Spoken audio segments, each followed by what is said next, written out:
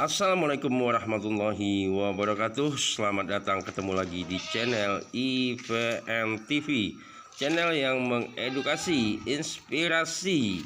Kali ini channel IVN TV sharing tentang kohe atau kotoran hewan dengan manfaat dan keburukannya apabila diaplikasikan ke lahan pertanian.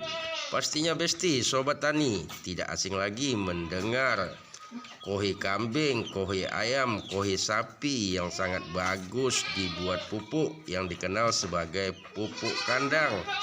Dalam kandungannya terdapat NPK, nitrogen, fosfor, dan kalium. Sangat bagus untuk diserap tanaman dengan pertumbuhannya, yang membuat unsur hara menjadi stabil dan menghasilkan panen yang maksimal. Tetapi banyak juga para petani yang menggunakan pupuk kimia secara over dengan memakai ke lahan pertanian, sehingga lama-kelamaan penurunan kualitas pada tanah semakin parah sehingga hasil panen berkurang. Dan untuk itu PPL menganjurkan penyuluhan petani lapangan untuk memakai pupuk kandang ataupun organik untuk mempertahankan unsur hara tanah yang lebih stabil. Tetapi sobat tani, banyak juga teman-teman petani kita yang salah menggunakan pupuk kandang atau pupuk organik ini di dalam mengaplikasikan ke lahan pertanian, yaitu dengan cara secara langsung mengambil dari kandang dan langsung mengaplikasikan ke lahan pertanian yang tidak tahu efek sampingnya atau keburukan dari kotor kambing itu, di samping yang mengandung nitrogen, kalium ataupun fosfor yang baik untuk tanaman.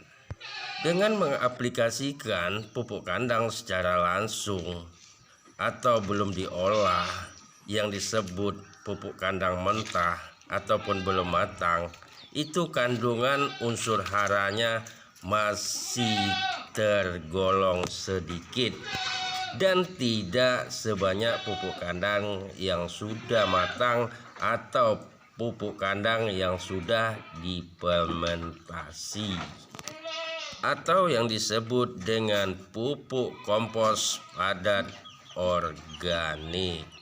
Di dalam kandungan pupuk kandang, baik itu kohe kambing, kohe ayam, kohe sapi, pupuk kandang yang belum matang atau disebut mentah diaplikasikan ke lahan, apakah yang akan terjadi sobat tani?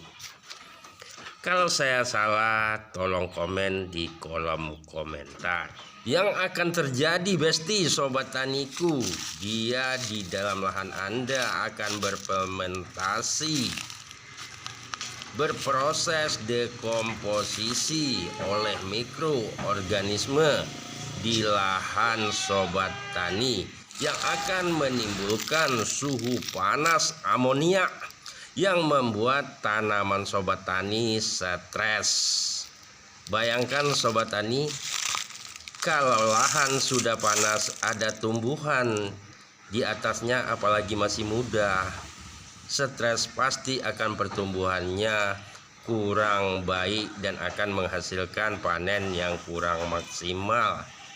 Dan bukan hanya sampai di situ sobat tani, yang negatifnya lagi, gulma yang di dalam kohe atau kotoran hewan yang belum matang atau yang belum difermentasi, di situ mengandung bibit-bibit gulma ataupun bibit rumput yang nantinya akan menyebar ke lahan pertanian yang susah akan dikendalikan, sehingga petani nanti akan bingung Dikasih obat ini rumputnya tidak mati, dikasih obat ini rumputnya nggak mati juga, lalu dicampur dengan obat-obat yang lain sehingga semakin stres tanaman Besti. Sudah 2 poin Besti hal negatif yang terdapat di kohi atau kotoran hewan yang mentah yang belum dipelmentasi.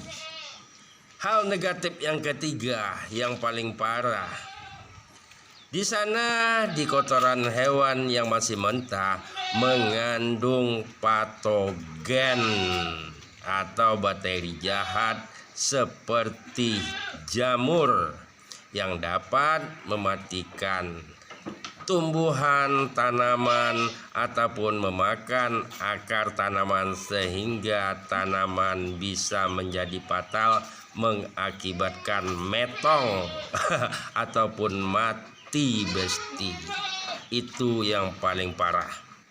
Apakah pupuk kandang secara mentah diaplikasikan ke lahan itu salah? Ya, tidak salah juga, cuma kurang tepat. Yang kandungan buruknya mengandung suhu panas amonia dan biji-biji gulma dan patogen jahat bakteri yang mengandung jamur yang bisa mematikan tanaman, dan kandungannya masih sedikit dibandingkan dengan kohi atau kotoran hewan yang sudah dipelmentasi yang mengandung makro dan mikro yang terdapat di dalam kandungannya seperti nitrogen, fosfor, kalium, sulfur, kalsium, magnesium, belerang, magneum, besi, dan tembaga yang disebut dengan pupuk kompos organik padat.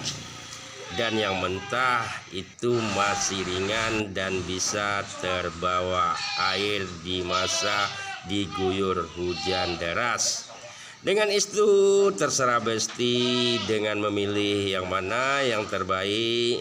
Mari kita buka mindset untuk menjadi petani milenial yang menghasilkan hasil panen yang berlimpah. Sekali lagi di sini saya bukan menggurui, tapi hanya sekedar sharing, hanya sekedar berbagi. Kalau ada yang lebih baik lagi silakan komen di kolom komentar. Hanya sekedar saran Sobat Tani.